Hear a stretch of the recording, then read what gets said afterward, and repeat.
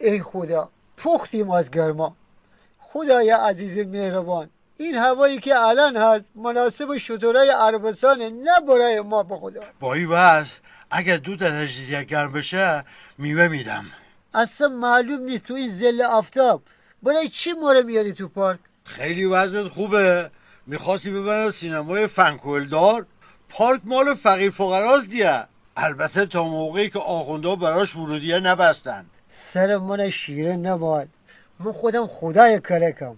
من که میدونم به خاطر قایمی که سیگار کشیدن جنابالیه که همش میگه بیریم پارک، و الا تو این هوا یه پیاده روی کوتاه هم کافی بود که قربان تو برم. پیاده روی؟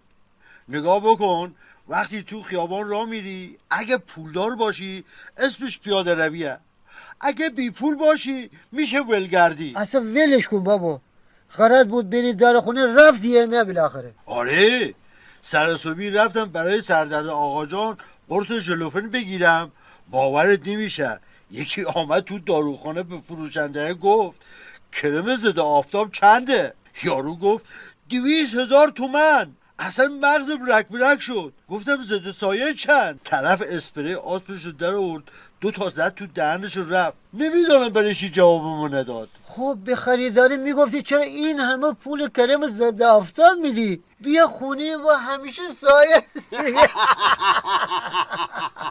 نگفتی بالاخره قرص سردرد آقا صفتر چی شد؟ خریدی یا نه؟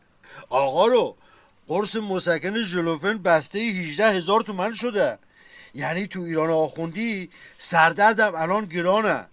هیچی دیگه، من همچی قیمت رو به آقا جان گفتم خود به خود سردردش خوب شد. گفت شما بریم پارک من خودمو میرسانم. اوه بابا داره میاد. خسرو اگه سیگار تو دستت ببینه شب تا صبح باید تو کوچه بخوابی. سلام آقا جان. سلام و زهر مار، این چه بویه داره میاد؟ ازی اتکلونش تموم شده بود، امشی زده اومده پارک، بو اونه. چرت و پرت نگو، سیگار که بوی امشی نمیده. ضمناً کلاغا خبر آوردن برام که سیگار میکشی. کی؟ من سیگار میکشم؟ تو خودت معلوم نیست چی میکشی که با کلاغا حرف میزنی؟ زبون درازی میکنی واسه من؟ باشه، امشب که بیرون از خونه خوابیدی میفهمی که وقتی ازت سوال میکنم باید راست حسینی جواب بدی. شوخی کردم آقا جان، یکم ظرفیت داشته باش تو رو خدا. آقا صفتر این خسرو رو ول کن تو رو خدا، این خبر رو گوش کن، یکم خستگی در به بابا. کدوم خبر؟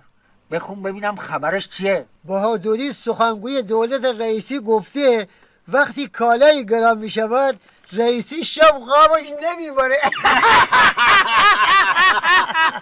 بر پدر هرچی آدم خالی بند لعنت.